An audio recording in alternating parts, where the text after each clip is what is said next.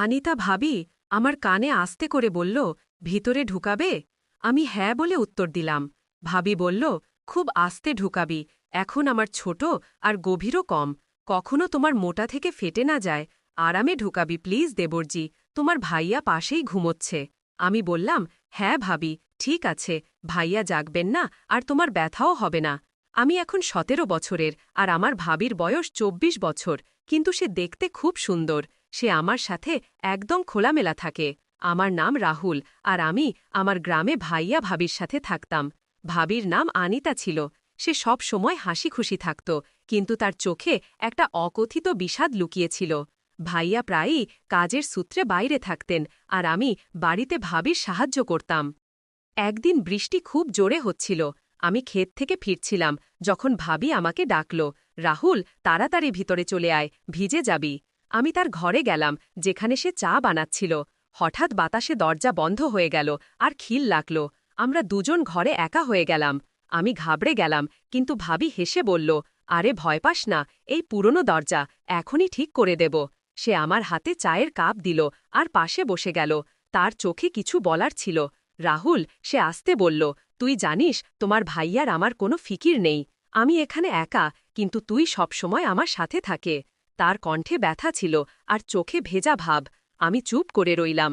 তারপর সে বলল, আজ তুই এখানে আছে, তাই মনে হয় কেউ আমার আছে। সেই মুহূর্তে কিছু অকথিত ছিল, না শব্দের দরকার ছিল, না কোনো তারা। আমরা দুজন চা খেলাম আর বৃষ্টির শব্দের মধ্যে একটা অদ্ভুত শান্তি ছিল।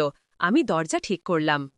সেই দিনের পর আনিতা ভাবি আর আমার মধ্যে একটা অকথিত সম্পর্ক তৈরি হয়ে গেল। দিনভর কাজের পর আমরা প্রায়ই রাতে ছাদে বসতাম, যেখানে তারা জ্বলত আর গ্রামের নিস্তব্ধতা আমাদের ঘিরে ধরত। এক রাতে যখন ভাইয়া আবার শহরে গিয়েছিলেন, ভাবি আমাকে ডাকল, রাহুল, আজ ছাদে চলো। তার কণ্ঠে একটা অদ্ভুত টান ছিল। আমি তার সাথে গেলাম।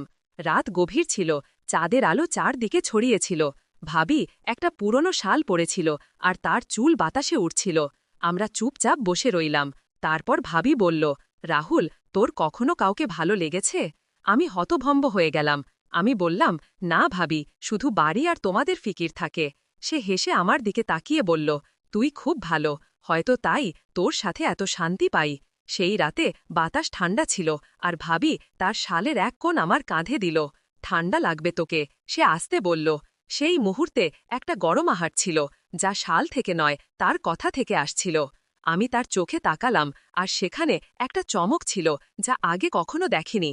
রাহুল, সে ফিসফিস করে বলল, জীবনে কেউ যদি সঙ্গ দেয় তাহলে রাত এত খালি লাগে না। আমি কিছু বলতে পারলাম না, শুধু তার কথা শুনলাম। আমরা দেরি পর্যন্ত চাঁদ দেখলাম আর সেই রাতের নিস্তব্ধতায় আমাদের নীরবতাই আমাদের রোমান্স হয়ে গেল। শব্দের বাইরে শুধু অনুভূতির একটা মধুর সঙ্গীত। সকাল হওয়ার আগে আমরা নিচে নেমে এলাম। পরের দিন পুরো দিন কাজে কেটে গেল। আমি খেতে ছিলাম, কিন্তু আমার মন বারবার গত রাতের ছাদের কথোপকথনে আটকে যাচ্ছিল। আনিতা ভাবির চোচের চমক আর সেই শালের গরমাহাট আমার মনে বারবার ফিরে আসছিল। সন্ধ্যায় যখন বাড়ি পৌঁছালাম, ভাবি রান্নাঘরে ছিল। সে আমাকে দেখে হালকা হাসল আর বলল, রাহুল, আজ রাতে আবার ছাদে চলো, চাঁদ আরও পরিষ্কার দেখা যাবে। আমি সম্মতি দিলাম। রাত গভীর হতে লাগল। খাওয়ার পর আমরা ছাদে গেলাম। এবার বাতাসে একটা অদ্ভুত মিষ্টি গন্ধ ছিল, যেন ফুলের সুগন্ধ দূর থেকে ভেসে আসছে। ভাবি একটা হালকা নীল শাড়ি পরেছিল, যা চাঁদের আলোয় ঝলমল করছিল। আমরা পাশাপাশি বসলাম। রাহুল, সে আস্তে বলল, তোর কখনো মনে হয় না যে জীবনে কিছু বাদ পড়ছে? আমি তার থেকে তাকালাম। তার কণ্ঠে একটা গভীরতা ছিল, যা সরাসরি হৃদয় পৌঁছাচ্ছিল। আমি বললাম, ভাবি, তোমার সাথে সময় কাটানোর পর মনে হয় কিছু বাদ পড়েনি। সে আমার কথা শুনে তার চোখ নিচু করল আর আস্তে আমার হাতে তার হাত রাখল। তার আঙুল ঠান্ডা ছিল, কিন্তু সেই স্পর্শে একটা আগুন ছিল। তুই সত্যি আমার জন্য অনেক অর্থপূর্ণ, সে বলল আর তার চোখে চিকচিক করল। আমি স্তব্ধ হয়ে গেলাম, কিন্তু সেই মুহূর্তে কিছু বলার সাহস পেলাম না। তারপর ভাবি আমার আরও কাছে এলো। চাঁদের আলো তার মুখে পড়ছিল আর তার নিঃশ্বাস আমার মুখ স্পর্শ করছিল। রাহুল, যদি এই রাতটা আমাদের হতে পারে, তাহলে তুই কি আমার সাথে এটা কাটাবি? তার কণ্ঠে একটি প্রশ্ন ছিল, একটি আশা ছিল। আমি ধীরে ধীরে তার হাত ধরে বললাম, ভাবি, এই রাত তোমার আর আমি তোমার সঙ্গে আছি। সে রাতে আমরা বেশি কথা বলিনি, শুধু একে অপরের কাছাকাছি বসেছিলাম। হাত ধরে বাতাস আমাদের মধ্যে বইছিল, আর চাঁদ যেন আমাদের এই নীরব ভালোবাসার সাক্ষী হয়ে দাঁড়িয়েছিল। গত রাতের ঘটনার পর আনিতা ভাবি আর আমার মধ্যে কিছু বদলে গিয়েছিল। আমাদের চোখ এখন আগের চেয়ে বেশি কিছু বলত, আর আমাদের প্রতিটি স্পর্শ যেন কোনো আগুন জ্বালিয়ে দিত। সে রাতে যখন গ্রাম ঘুমিয়ে পড়েছিল, ভাবি আমাকে তার ঘরের কাছে ডাকলেন। রাহুল, আজ ছাদে নয়, এখানে থাকো, তিনি ধীরে ধীরে বললেন। তার কণ্ঠে এক ধরনের কাঁপুনি ছিল, যেন তিনি কিছু বলতে চাইছিলেন কিন্তু সংকোচ করছিলেন। আমি তার ঘরে গেলাম। একটি দ্বীপ জ্বলছিল, আর তার আলোয় ভাবির মুখ আরও সুন্দর দেখাচ্ছিল। তিনি দরজা বন্ধ করে আমার পাশে এসে দাঁড়ালেন। তোমার ভয় করছে না তো? তিনি জিজ্ঞাসা করলেন। তার চোখে ছিল শরারত আর ভয়ের মিশ্রণ। আমি বললাম, না ভাবি, তোমার সঙ্গে কোনো কিছুই ভুল মনে হয় না। তার শ্বাস দ্রুত হতে লাগল, আর তিনি আমার কাঁধে হাত রাখলেন। রাহুল, আমার মনে হয় তুমি আমাকে বোঝো। আমার প্রতিটি কথা, আমার প্রতিটি অভাব, তিনি বললেন। তারপর তিনি আরও কাছে এলেন। তার শাড়ির আঁচল একটু সরে গেল, আর দ্বীপের আলোয় তার কোমরের এক ঝলক দেখা গেল। আমার হৃদয় দ্রুত স্পন্দিত হতে লাগল। তিনি আমার মুখ তার হাতের মধ্যে নিয়ে ধীরে ধীরে বললেন, আমি আজ তোমার সঙ্গ চাই, পুরো সঙ্গ। তার কণ্ঠে এক ধরনের আকাঙ্ক্ষা ছিল, যা শব্দের চেয়েও বেশি তার শ্বাসে লুকিয়েছিল। আমি তার হাত ধরে তাকে আমার বাহুতে টেনে নিলাম। তার শরীর আমার বিপরীতে ছিল, আর সেই উষ্ণতায় এক ধরনের ঝড় উঠছিল। ভাবি, আমি তোমার জন্য আছি, আমি বললাম, আর আমরা দুজন একে অপরের চোখে ডুবে গেলাম। সেই মুহূর্তে কোনো শব্দ ছিল না, কোনো তাড়াহুড়ো ছিল না, শুধু এক গভীর অনুভূতি যা আমাদের শরীর ও আত্মাকে এক করছিল। সে রাতে আমরা একে অপরকে শুধু স্পর্শে নয়, হৃদয়ে অনুভব করলাম। তার প্রতিটি শ্বাস, প্রতিটি কম্পন আমার জন্য এক নতুন জগৎ ছিল। এটি শুধু শারীরিক ছিল না, এটি এক ধরনের অনুভূতি ছিল যা ভালোবাসা, আকাঙ্ক্ষা আর বিশ্বাসে গড়া। সকাল হওয়ার আগেই আমরা আলাদা হলাম, কিন্তু আমাদের চোখে সেই একই গভীরতা ছিল। সে রাতের পর আনিতা ভাবি আর আমার সম্পর্ক এক নতুন স্তরে পৌঁছেছিল। দিনের আলোয় আমরা সেই ভাই ভাবিই ছিলাম, যারা গ্রামের চোখে সাধারণ ছিল, কিন্তু রাতের নিস্তব্ধতায় আমাদের জগৎ বদলে যেত। পরের রাতে ভাবি আবার আমাকে তার ঘরে ডাকলেন। এবার তার চোখে এক ভিন্ন জ্যোতি ছিল, এক আত্মবিশ্বাস, এক অধীরতা। যখন আমি ভিতরে গেলাম, তিনি দরজা বন্ধ করে আমার পাশে এসে দাঁড়ালেন। রাহুল, তিনি ধীরে ধীরে বললেন, গতরাতের পর আমি ঘুমাতে পারিনি, তুমি আমার চিন্তায় ছিলে। তার কণ্ঠে এক ধরনের মোহ ছিল, যা আমার হৃদয়কে অস্থির করে তুলছিল। আমি তার দিকে তাকালাম, তার শাড়ি হালকা ছিল, আর দ্বীপের আলোয় তার শরীর এক রহস্যময় সৌন্দর্য নিয়ে হাজির ছিল। আমি তার হাত ধরে বললাম, ভাবি, তুমি আমার জন্য সব। তিনি আমার ঠোঁটে তার আঙুল রাখলেন আর বললেন, আজ শব্দ নয়, শুধু আমরা। তারপর তিনি আমাকে তার দিকে টেনে নিলেন। আমাদের শ্বাস একে অপরের সঙ্গে মিশে গেল, আর সেই মুহূর্তে সময় যেন অদৃশ্য হয়ে গেল। ভাবি তার শাড়ির আঁচল ধীরে ধীরে কাঁধ থেকে সরিয়ে দিলেন। তার চোখ আমার চোখে ছিল, যেন তিনি আমার কাছ থেকে কিছু চাইছিলেন। আমি তাকে আমার বাহুতে জড়িয়ে ধরলাম, আর তার উষ্ণতা আমার শরীরে এক শিহরণ ছড়িয়ে দিল। রাহুল, আমার মনে হয় আমি তোমার ছাড়া অসম্পূর্ণ, তিনি আমার কানে ফিসফিস করলেন। তার শ্বাসের উষ্ণতা আর তার কথার জাদু আমাকে মোহিত করছিল। আমরা বিছানায় বসলাম। আমি তার চুলে আঙুল বোলালাম, আর তিনি আমার বুকের সঙ্গে লেগে গেলেন। তার স্পর্শ, তার গন্ধ, সবকিছু আমার হুঁশ উড়িয়ে দিচ্ছিল। তুমি আমাকে সম্পূর্ণ করো, তিনি বললেন, আর ধীরে ধীরে আমার মুখ তার দিকে টেনে নিয়ে আমার কপালে চুমু দিলেন। সেই চুম্বনে ভালোবাসা ছিল, আকাঙ্ক্ষা ছিল, আর এক ধরনের ব্যাকুলতা যা আমাদের দুজনকে একে অপরের মধ্যে হারিয়ে যেতে বাধ্য করছিল। সে রাতে আমাদের নৈকট্য শারীরিকের চেয়েও বেশি আত্মিক ছিল। প্রতিটি স্পর্শে এক প্রতিশ্রুতি ছিল, প্রতিটি শ্বাসে এক গল্প। আমরা একে অপরের এত কাছে ছিলাম যে আমাদের হৃদয় স্পন্দনও এক তালে চলছিল।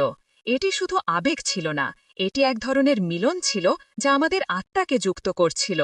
সকালের প্রথম আলোর সঙ্গে আমরা আলাদা হলাম, কিন্তু আমাদের চোখে সেই একই আগুন ছিল, সেই একই ভালোবাসা ছিল। ভাবি আমার হাত ধরে বললেন, আর এই রাতগুলোই আমার জীবন রাহুল, আর আমি মনে মনে শপথ নিয়েছিলাম যে আমি তাদের প্রতিটি রাতকে তাদের মতোই বিশেষ করে তুলব। প্রতিটি দিন যেতে যেতে অনিতা ভাবি আর আমার সম্পর্ক গভীর হতে থাকল। দিনে আমাদের কথোপকথন সাধারণ হতো, কিন্তু রাত হলেই আমরা এক অন্য জগতে হারিয়ে যেতাম, যা শুধু আমাদেরই ছিল। পরের রাতে যখন গ্রামের নিস্তব্ধতা গভীর হয়ে এলো, ভাবি আমাকে আবার তার ঘরে ডাকলেন। এবার তার মুখে ছিল এক রহস্যময় হাসি, যেন সে কিছু নতুন বলতে চাইছে। আমি ভিতরে গেলাম। ঘরে শুধু একটি ছোট্ট প্রদীপ জ্বলছিল, আর তার মৃদু আলোয় ভাবি স্বপ্নের মতো দেখাচ্ছিল। সে লাল রঙের শাড়ি পরেছিল, যা তার ত্বকে ঝলমল করছিল। রাহুল, সে আমার দিকে এগিয়ে এসে বলল, আজ আমি তোমাকে কিছু দেখাতে চাই। তার কণ্ঠে ছিল এক মাদকতা, যা আমাকে তার দিকে টানছিল। সে আমার হাত ধরে আমাকে তার পাশে বসাল। তারপর আস্তে করে তার শাড়ির আঁচল সরিয়ে তার গলায় একটি ছোট তিল দেখাল। এটা আমার রহস্য, সে হেসে বলল। কখনো কেউ এত কাছ থেকে এটি দেখেনি। আমি তার সেই মাধুর্য আর সেই মুহূর্তের গভীরতায় হারিয়ে গেলাম। আমি আস্তে করে সেই তিল স্পর্শ করলাম, আর তার শ্বাস দ্রুত হয়ে উঠল। ভাবি, আমি বললাম, আপনি আমার জন্য এক ধাঁধা, যাকে আমি প্রতিটি মুহূর্তে সমাধান করতে চাই। সে আমার দিকে তাকাল, আর তার চোখে এক আগুন জ্বলে উঠল। সে আমার দিকে এগিয়ে এলো, এত কাছে যে তার শ্বাস আমার গায়ে লাগছিল। তাহলে আজ আমাকে সমাধান করে ফেলো, সে ফিসফিস করে বলল। আর সেই মুহূর্তে আমার ভিতরের সব সংকোচ গলে গেল। আমি তাকে আমার বাহুতে টেনে নিলাম। তার শরীর আমার গায়ে লেগেছিল, আর সেই উষ্ণতায় এক ঝড় উঠছিল। সে আমার কাঁধের কাছে ঠোঁট এনে বলল, রাহুল, আজ আমার মনে হচ্ছে আমি শুধু তোমার জন্যই তৈরি হয়েছি। তার কথায় আমার হৃদয় কেঁপে উঠল। আমি তার মুখ আমার হাতের মধ্যে নিয়ে ধীরে ধীরে তার চোখের দিকে তাকালাম। তারপর কিছু না বলে আমি তার কপালে চুমু দিলাম, আর সে আমার বুকের সাথে লেগে গেল। সেই রাতে আমাদের রোম্যান্স শব্দের বাইরে ছিল। আমি তার চুলে হাত বুলালাম, তার কোমরে হাত ঘুরালাম, আর প্রতিটি স্পর্শে তার মোহ অনুভব করলাম। সে আমার কাঁধে মাথা রেখে বলল, তোমার স্পর্শে সেই জাদু আছে, যা আমাকে বাঁচিয়ে রাখে। আমি তাকে আরও শক্ত করে জড়িয়ে ধরলাম, আর আমাদের শ্বাস একে অপরের মধ্যে মিশে গেল। আমরা বিছানায় শুয়ে পড়লাম, একে অপরের বাহুতে। তার আঙুলগুলো আমার বুকের ওপর নাচছিল, আর আমার হাত তার কাঁধ থেকে নিচে নামছিল। এটি শুধু শারীরিক ছিল না, এটি ছিল এক মিলন, যেখানে আমাদের আত্মা একে অপরের সাথে কথা বলছিল। রাহুল, আমাকে কখনো ছেড়ো না, সে বলল, আর তার চোখ থেকে এক ফোঁটা অশ্রু আমার হাতে পড়ল। আমি তা চুমু দিয়ে শুকিয়ে বললাম, আপনিই আমার দুনিয়া ভাবি। সেই রাত জুড়ে আমরা একে অপরের মধ্যে হারিয়েছিলাম। তারপর হোটেলের ম্যাসাজার এসে আমার ম্যাসাজ করতে শুরু করল। প্রথমে সে খুব আস্তে আস্তে ম্যাসাজ করছিল, এবং আমি বেশ আরাম পাচ্ছিলাম। কিন্তু কিছুক্ষণ পর সে তার হাত এগিয়ে নিয়ে গেল এবং আমার সেখানে স্পর্শ করল, আর আমি কিছু বলতেও পারলাম না। আমার নাম আরতি, এবং এটি আমার জীবনেরই গল্প। তাহলে শুরু করা যাক। আরতি হোটেলের রুমের দরজা খুলতেই শীতল হাওয়ায় তার চুল উড়তে লাগল। রুমটি পরিষ্কার ছিল, সাজানো ফুলে ভরা, এবং খুব দামি দেখাচ্ছিল। কিন্তু তার মুখে কোনো উৎসাহ ছিল না। সে তার বিয়ের 10ম বার্ষিকীতে একা এসেছিল, কারণ তার স্বামী এবারও ব্যবসায়িক সফরে ছিল। একদিন নিজের জন্য, সে নিজেকে বলল। আরতি দরজা বন্ধ করল, চপ্পল খুলে ফেলল, এবং ধীরে ধীরে ব্যাগ থেকে তার কাপড় বের করল। সে আয়নার সামনে দাঁড়াল, নিজেকে দেখল যেন বছরের পর বছর পর। ক্লান্তি তার চোখে স্পষ্ট ছিল, শুধু শারীরিক নয়, সেই সম্পর্কেরও, যেখানে সে প্রতিদিন কিছুটা করে কমে যাচ্ছিল। সে গরম পানি চালাল এবং ধীরে ধীরে তার কাপড় খুলতে শুরু করল। বাথরুমটি খুব সুন্দর ছিল, মার্বেলের দেয়াল, হালকা মাঝারি আলো। আরতি শাওয়ার চালাতেই এক ধরনের আরাম নেমে এলো। পানির প্রতিটি ফোঁটা যেন গত বছরের ভার ধুয়ে দিচ্ছিল। কিন্তু ঠিক তখনই এক অদ্ভুত শিহরণ তার পিঠ বেয়ে গেল, যেন কেউ তাকে দেখছে। সে দ্রুত পিছনে ফিরে তাকাল, কিন্তু সেখানে কেউ ছিল না। আমি পাগল হয়ে গেছি নাকি, সে নিজেকে বলল, শুধু ক্লান্ত। আরতি তোয়ালে জড়িয়ে বাইরে এলো এবং হোটেলের ফোনে রিসেপশনকে কল করল। হ্যালো, আমি আজই একটি রিল্যাক্সিং বডি ম্যাসাজ চাই। নিশ্চয় ম্যাডাম, আমাদের একজন প্রফেশনাল আছে, বিজয়। সন্ধ্যা 7টা কি ঠিক হবে? হ্যাঁ, সে কিছুটা দ্বিধায় বলল। সন্ধ্যা 7টায় দরজায় একটি খটকা শোনা গেল। আরতি দরজা খুলতেই সামনে দাঁড়িয়েছিল প্রায় 38 বছরের একজন মানুষ। গভীর চোখ, সাধারণ পোশাক এবং হালকা হাসি। হ্যালো ম্যাডাম, আমি বিজয়, মে আই কাম ইন? তার কণ্ঠে কোনো কৃত্রিমতা বা দ্বিধা ছিল না। আরতি নিঃশব্দে মাথা নাড়ল। Where would you like me to set up the towel? সে জিজ্ঞাসা করল। আরতি জানালার দিকে ইশারা করল। বিজয় খুব স্বাভাবিকভাবে টেবিল সেট করল, তোয়ালে বিছাল, তেল রাখল, তারপর তার দিকে ফিরল। আপনি প্রস্তুত? হ্যাঁ, আমি এখনই আসছি, আরতি বলল এবং ওয়াশরুমে চলে গেল। যখন সে বাইরে এলো তখন সে একটি লম্বা বাথরোব পরেছিল, কিন্তু তার ভিতরে ভয় এবং দ্বিধা দুটোই ছিল। বিজয় খুব স্বাভাবিকভাবে তাকে টেবিলে শুতে বলল, পিঠের ওপর শুয়ে পড়ুন, রিল্যাক্স করুন, কোনো তাড়া নেই। তার হাত আরতির কাঁধে পড়তেই সে এক মুহূর্তের জন্য চোখ বন্ধ করল। বিজয়ের স্পর্শ না খুব গভীর ছিল না খুব হালকা, সে জানত কিভাবে স্পর্শ শান্ত করে। আরতি প্রথমবার কোনো অপরিচিতর হাতে ভয়। আরতির চোখ খোলা ছিল না, কিন্তু মনে হলো যেন হঠাৎ হৃদয় খুলে গেছে। শুনছে কিন্তু বুঝছে না। তার কথার ভঙ্গিতে ছিল ভাঙা স্বর। বিয়ের 10 বছর পেরিয়ে গেছে। আরতি কথা বলা শুরু করল। আগে মনে হতো আমি তারই পৃথিবী, তারপর ধীরে ধীরে আমি শুধু একটি দায়িত্বে পরিণত হলাম। প্রতিটি উৎসব, প্রতিটি আনন্দ শুধু রীতি হয়ে রইল। বিজয় কিছু বলল না, সে শুনছিল, যেন কেউ ফোঁটা ফোঁটা করে পড়া বৃষ্টিকে দেওয়ালের ভেতর পর্যন্ত অনুভব করছে। আমি ভেঙে পড়ছিলাম, আর সে কখনো দেখেও দেখল না। আরতির কণ্ঠ আস্তে হয়ে গিয়েছিল। বিজয় ধীরে তার হাতের তালু ধরল। তুমি ভাঙনি আরতি, শুধু ক্লান্ত হয়েছ। তার এই কথাগুলো যেন কাচের দেয়ালে আঘাত করল। আরতির চোখ থেকে অশ্রু গড়িয়ে পড়ল। কখনো কখনো শুধু কেউ শুনে দেয়, ছুঁয়ে দেয়, কিছু বলে না, শুধু ধরে রাখে, সে বলল। তাহলে আজ আমি ধরে রাখছি, বিজয় ধীরে বলল। সে কাছে এলো, তার পিঠের নিচে তোয়ালে ঠিক করল এবং মাথার নিচে একটি ছোট বালিশ রাখল। তার স্পর্শ এখন শুধু স্পর্শ ছিল না, তা এখন এক ভাষায় পরিণত হয়েছে। শব্দহীন আরতি টেবিলে ছিল, কিন্তু এখন তার চোখ খোলা। তুমি কি বিবাহিত? সে জিজ্ঞাসা করল। বিজয় হাসল। না, একটি সম্পর্ক ছিল খুব গভীর, কিন্তু তা শেষ হয়ে গেছে। কেন? আরতির চোখে কৌতূহল ছিল, কারণ ভালোবাসা যদি একতরফা হয় তা তালির মতো বাজে না, শুধু প্রতিধ্বনি করে। তার কথা আরতির হৃদয় স্পর্শ করল। কখনো ভেবেছ বিজয়? জিজ্ঞাসা করল। আমাদের মতো মানুষ যারা শুধু অন্যদের ঠিক করতে তৈরি, তাদেরকে ঠিক করে? আরতি প্রথমবার তার দিকে তাকাল, গভীরভাবে, হয়তো কেউ যে নিজেই ভাওনা। তাদের মধ্যে এখন কোনো দূরত্ব ছিল না, কোনো কৃত্রিম সংলাপ নয়, শুধু হৃদয়ের নৈকট্য এবং ভাঙা টুকরোগুলো একসাথে জোড়া লাগা। কি করা উচিত? বিজয় ধীরে জিজ্ঞাসা করল। আরতি, আপনি চাইলে আমি আবার কাল আসতে পারি, শুধু কিছু মুহূর্ত আপনাকে নিজের সাথে পরিচয় করিয়ে দিতে। আরতি মৃদুভাবে মাথা নাড়ল। তার চোখে প্রথমবার কিছুটা আশার আলো ছিল। পরের দিন দুপুর গড়িয়ে গিয়েছিল। আরতি বারান্দায় বসেছিল, হাতে চায়ের কাপ। কিন্তু আজ তার মন প্রথমবার কিছুটা হালকা লাগছিল। সুনীল আজও অফিস থেকে দেরি করে আসবে। বাড়িতে সেই পুরনো নিস্তব্ধতা। কিন্তু আজ সেই নিস্তব্ধতায় কোনো কষ্ট ছিল না। ফোনে একটি মেসেজ ছিল, যদি ঠিক মনে হয় তবে সন্ধ্যা 5টায় আসতে পারি। আরতি কিছু না ভেবেই শুধু লিখল, ঠিক আছে। বিজয় সময় মতো চলে এলো। আজ তার হাতে কোনো তেল বা ক্রিম ছিল না, শুধু একটি ডায়েরি এবং একটি হালকা হাসি। আজ মেসেজ নয়, আজ কথা বলবো, সে বলল। আরতি অবাক। কি নিয়ে? তোমার সম্পর্কে, সেই মেয়েটির সম্পর্কে, যে একদিন গান গাইত, যে কলেজে কবিতা লিখত। বিজার তার চোখের দিকে তাকাল। তোমার কি সেই মেয়েটি মনে আছে? আরতির গলা আটকে গেল। সে নিঃশবে মাথা নিচু করল। সেই মেয়েটি তো অনেক পেছনে পড়ে গেছে। তাহলে চলো তাকে ফিরিয়ে আনি। বিজয় ডায়েরি খুলল। প্রতিদিন শুধু একটি পাতা। তোমার জন্য লিখো, যা মনে আসে, ব্যথা, হাসি, রাগ, অভিযোগ, সবকিছু।